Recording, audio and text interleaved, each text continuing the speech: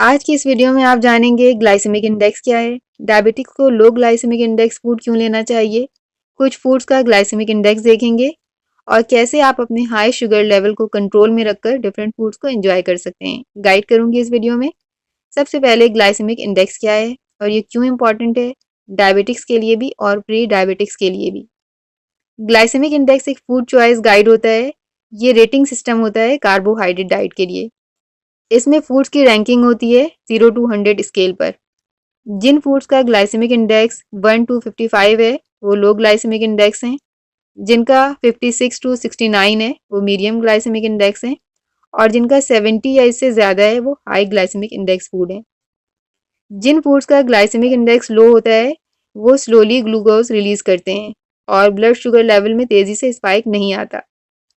जिन foods का glycaemic index high होता है वो तेज़ी से ग्लूकोज रिलीज करते हैं, ब्लड शुगर लेवल में तेज़ी से स्पाइक आता है जिससे फिर इंसुलिन पर लोड पड़ सकता है। लो ग्लाइसेमिक इंडेक्स फूड की एग्जांपल में ग्रीन वेजिटेबल्स, कुछ फ्रूट्स हैं, कैरेट्स हैं, बीन्स हैं, चिक पीज हैं, लेंटिल्स हैं।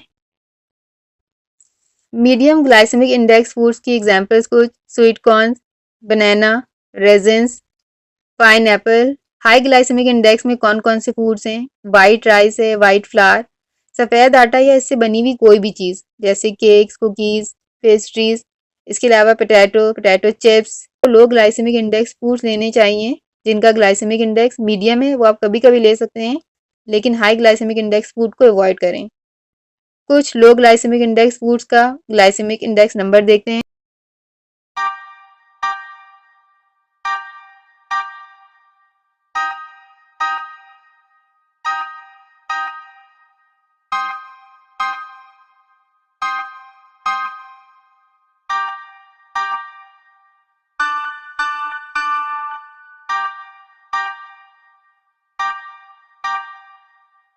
देखें कि ऑरेंज, एप्पल, पीच, इनका ग्लाइसेमिक इंडेक्स लो है। ऐसा नहीं है कि शुगर के पेशेंट फ्रूट नहीं ले सकते। आप डेली एक लो ग्लाइसेमिक इंडेक्स फ्रूट ले सकते हैं मीडियम साइज का। वो फ्रूट जो आपको अवॉइड करने चाहिए वो वाटरमेलन है, मैंगो, चीकू, बनाना। बनाना लो मीडियम ग्लाइसेमिक इंडेक्स है लेकिन आपको अवॉइड करना चाहिए। शुगर के पेशेंट को क्यों कहा जाता है कि लो ग्लाइसेमिक इंडेक्स फूड लें?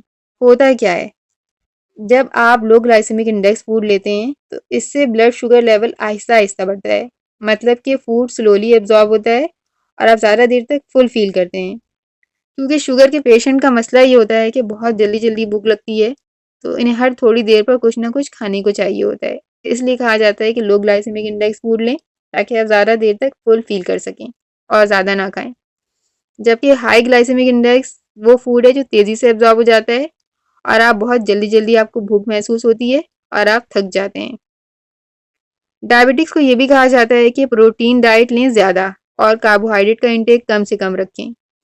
क्योंकि प्रोटीन फूड्स जैसे मीट, पोल्ट्री, फिश, एग्स, इसका ग्लाइसेमिक इंडेक्स 0 होता है क्योंकि इसमें कार्बोहाइड्रेट नहीं होता या बहुत ही कम होता है।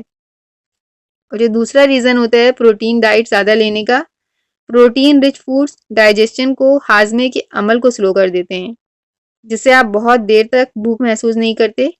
और अगर आप इसको कार्बोहाइड्रेट फूड जैसे ग्रेन्स के साथ लेते हैं तो आपकी भूख भी ख़त्म होती है और ग्रेन्स में मौजूद कार्बोहाइड्रेट से भी ब्लड शुगर लेवल ज़्यादा नहीं बढ़ता क्योंकि आप इसके साथ प्रोटीन डाइट भी ले रहे हैं।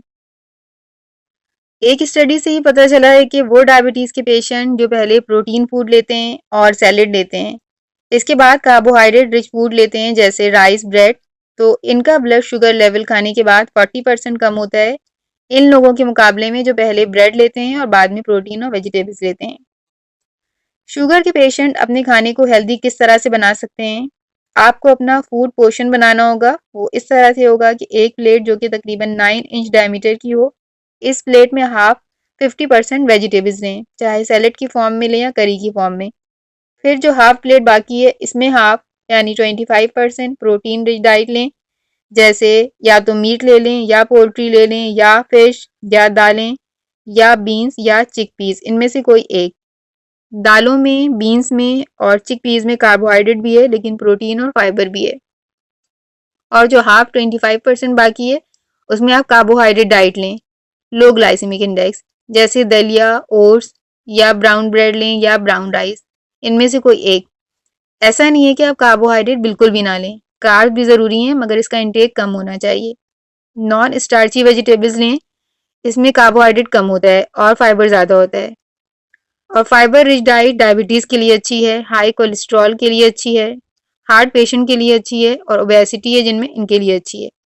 नॉन स्टार्ची वेजिटेबल्स में शामिल हैं, कुछ एग्जांपल्स हैं, broccoli, cauliflower, cucumber, carrot, brinjal, bell pepper, spinach, mushroom. लेकिन जिनका यूरिक एसिड लेवल भी हाई है तो इनके लिए कुछ वेजिटेबल्स नहीं है जैसे स्पिनच, कॉलीफ्लावर, मशरूम, तो आपको ये अवॉइड करना चाहिए अगर आपका यूरिक एसिड लेवल भी हाई है। इसके अलावा नट्स और सीड्स भी हैं, लो ग्लाइसेमिक इंडेक्स हैं, इनमें फाइबर और प्रोटीन ज़्यादा है। इसलिए अगर आप मील से पहले 20 ग्राम आमंड ले लें या 20 ग्राम वॉलनट, तो खाने के बाद ब्लड शुगर लेवल मॉनिटर करें तो आप इसमें कमी देखेंगे। और जिनमें डायबिटीज़ है वो जब अपने डॉक्टर को विजिट करते हैं तो इन्हें एक डाइट प्लान मिलता है और वो एक तरह का नहीं होता, इसमें बहुत सारे ऑप्शंस होते हैं, आप या तो ये लें या तो ये लें या तो ये लें, और इसमें हर फूड ग्रुप होता है, कार्ब्स भी हैं, प्रोटीन भी, फैट्स भी, विटामिन और मिनरल्स भी, वो सब इंक्लूड होता है जो आपको दिया जाता है। तो आप अपना मील प्लान बनाएं, डेली एक ही तरह का फूड लेने नहीं कहा जाता आपको। आप ब्रेकफास्ट में क्या लें, लंच में क्या लें, डिनर में क्या लें, इस चैनल पर शॉर्ट वीडियोस मौजूद हैं, बहुत सारे ऑप्शंस हैं। और इसके अलावा मॉर्निंग स्नैक में डेली एक लो ग्लाइसेमिक इंडेक्स फ्रूट ले सकते हैं और इवनिंग स्नैक में आप पॉपकॉर्न ले सकते हैं, नट्स ले सकते हैं मगर मॉडरेशन में रहकर, वीटेबल बिस्किट्स ले सकते हैं, व्हीट बिस्किट्स ले सकते हैं। सबसे इम्पॉर्टेंट है पोर्शन कंट्रोल, आप पोर्शन कंट्रोल करके डिफरेंट फूड्स को एंजॉय कर सकते हैं। और इसके साथ साथ ज़रूरी है डेली एक्सरसाइज, वाटर इनटेक भी, मेडिसिन भी और शुगर मॉनिटरिंग भी।